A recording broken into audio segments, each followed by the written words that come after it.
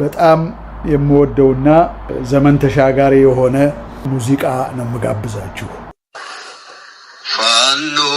በህይወት መንገድ ላይ የምንሰማቸው አንዳንድ ዜናዎች ከመስማት በላይ የሆኑና ድንገት እንደ መብረቅ መተው ልብን ያስደነግጣሉ። ቀስ በቀስም ገብተው ነፍስን በሐዘን ይሞላሉ። ለአምስት አስርት ዓመታት ማለትም ከግማሽ ክፍለ ዘመን ለሚሆን ጊዜ ለቤተ ክርስቲያንና ለትውልድ ወንጌልን በዝማሬ ያበረከተው የታላቁ ዘማሪ ዶክተር ደረጀ ከበደ ድምጽ በኢትዮጵያ ወንጌላውያን ቤተ ክርስቲያናት ውስጥ ሳይሰማ ውሎ አያውቅም። ያ ድምጽ የታመሙትን አጽናንቷል፣ የደከሙትን አበርትቷል፣ ተስፋ የቆረጡትን ወደ ሰማይ አሻቅበው እንዲመለከቱ አድርጓል። ያ ድምጽ የአንድ ትውልድ ብቻ ሳይሆን የብዙ ትውልዶች መዝገብ ነበረ። ነገር ግን ዛሬ ተወዳጅ ዘማሪ ሌላ ሐሳብና ድምጽ እያሰማን ይገኛል።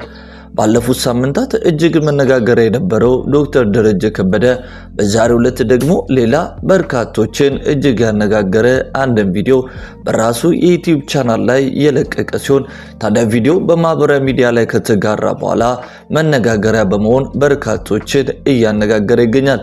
በተለይ ደግሞ አንድ ሙዚቃ ልጋብዛችሁ በማለት ዘማሪው አንድ ሙዚቃን ያጋራ ሲሆን በርካቶች እንዴት ደረጀ ዘፈንን እንደዚህ በግልጽ ይደግፋል እያሉ ሐሳባቸውን እያስቀመጡ ይገኛሉ። በዚህ ጉዳይ ላይ ታዲያ በርካቶች በደሬ ጉዳይ ልባችን ተሰብሯል፣ ጥያቄዎቻችን በስተዋል፣ ዛሬ የምንወደው የምናከብረውና በጸሎታችን የምናስበው የጽኑ አምድ ሲናወስናይ እንዴት ብለን ለመጠየቅ እንኳን አንደበታችን ተሳስሯል እያሉ በስፋት እየተናገሩ ይገኛሉ። ዶክተር ደረጀ ከበደ የሚለውን ስም ስንጠራ ወደ አእምሮአችን የሚመጡት የቆዩና ጣፋጭ የሆኑ የዝማሬ ትዝታዎች ናቸው። እረኛዬ ሲል የነፍሳችንን ጥም የረካንበት፣ በደም ሲል የድነታችንን ምስጢር የተረዳንበት፣ በደርግ ዘመን ጭቆናና ስደት ውስጥ ሆኖ አይዞሽ ቤተክርስቲያን እያለ የሰማይን ተስፋ ያበሰረልን ታላቅ አባት ነው። ከ50 ዓመታት በላይ በጌታ ቤት መቆየት ቀላል አይደለም። በብዙ ፈተናዎች በብዙ ውጣ ውረዶች አልፎ እዚህ የደረሰ ሰው የብዙዎች አርአያ መሆኑ የግድ ነው። ዶክተር ደረጀ ከበደ ለቤተ ክርስቲያን ዘማሪ ብቻ አልነበረም። እርሱ የታሪክ መዝገብ፣ የወንጌል አምባሳደርና የብዙ ወጣቶች ዘማሪዎች መነሻ ነበረ። ታዲያ ምንድነው የተፈጠረው?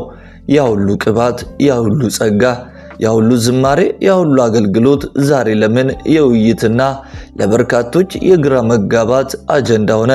በዛሬው ዕለት በዶክተር ደረጀ ከበደ የዩቲዩብ ቻናል ላይ የተለቀቀው ቪዲዮ ብዙዎችን ከመቀመጫቸው ያስነሳና ልብን የሚሰብር ነበረ።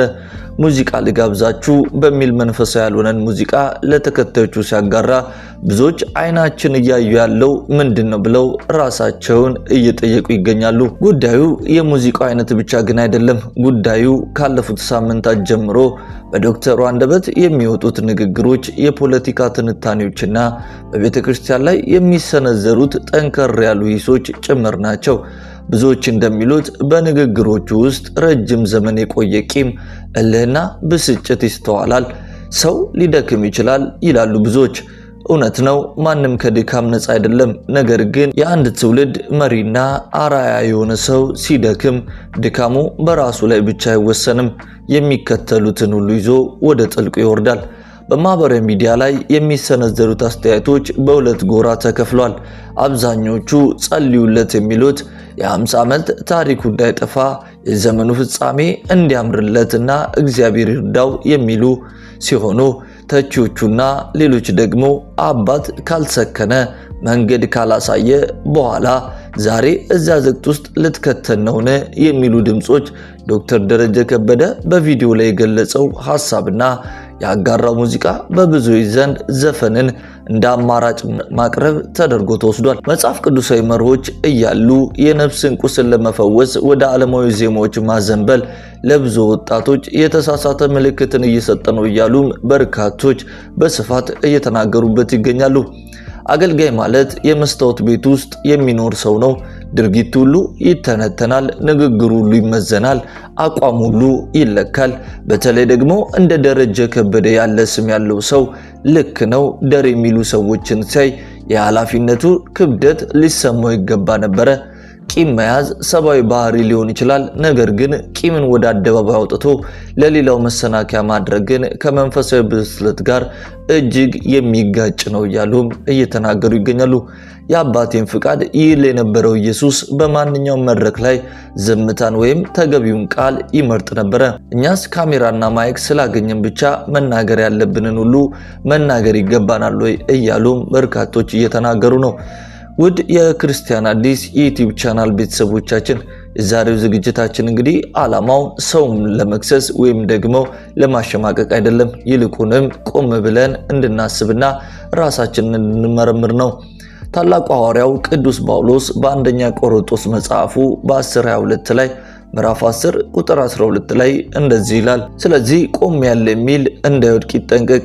ይህ ጥቅስ ለዶክተር ደረጀ ብቻ ሳይሆን ለእያንዳንዳችን ይህንን ፕሮግራም ለምንሰማ ሁሉ ነው። ማንም በራሱ ጽናት የቆመ የለም። ዛሬ የምናደንቃቸው ተራሮች ነገ ሊናዱ ይችላሉ። ዛሬ የምንሰማቸው ዜማዎች ነገ ሊለወጡ ይችላሉ። ለዶክተር ደረጀ ከበደ ማድረግ ያለብን ትልቁ ነገር ጸሎትና ጸሎት ብቻ ነው። ምክር የማይመልሰውን ዕውቀት የማይገታውን የነፍስ ስብራት የሚጠግነው የእግዚአብሔር ጸጋ ብቻ ነው። ግማሽ መንገድ መጥቶ መውደቅ የታሪክ ጠባሳ ነው። ሩጫውን በድል እንዲጨርስ አምላክ ወደ ቀደመው ፍቅሩና መስመሩ እንዲመልሰው አጥብቀን ልንጸልይለት ይገባል እያልን እንደ አንድ ክርስቲያን ሚዲያ መልእክታችንን ለማስተላለፍ እንፈልጋለን። በተጨማሪም እኛ የምናያቸውንና የምንሰማቸውን ነገሮች በጥንቃቄ ልንመርጥ ይገባል እንላለን። ዓለም የተሰበረች ናት። ሰዎች ይደክማሉ። መሪዎቻችን ሲሳሳቱ እኛም አብረን እንዳንጠፋ መሰረታችንን በሰው ላይ ሳይሆን በክርስቶስ ኢየሱስ ላይ ልናደርግ ይገባል። የምንሰብከው ስብከትና የምንዘምረው ዝማሬ በሕይወታችን የተፈተሸ ካልሆነ ድምጽ ብቻ ሆኖ ይቀራል። የግድ ማገልገል አይጠበቅብንም። ዓለም በእኛ አገልግሎት ላይ አልተንጠለጠለችምና። ነገር ግን ካገለገልን የምናምንበትንና የምንኖርበትን ብቻ ይሁን። ለሌሎች መሰናከያ ከመሆን ዝምታ ይሻላል። ሁሉንም ነገር ለእግዚአብሔር ክብር አድርጉት እንደሚል መጽሐፍ ቅዱስ አምላክ ዶክተር ደረጀ ከበደን እንዲረዳው እኛም በቆምንበት እንዲያጸናን መልእክታችን ነው። የዛሬ ፕሮግራማችንን በዚሁ አጠናቀቅን። አብራችሁ ስለነበራችሁ እናመሰግናለን።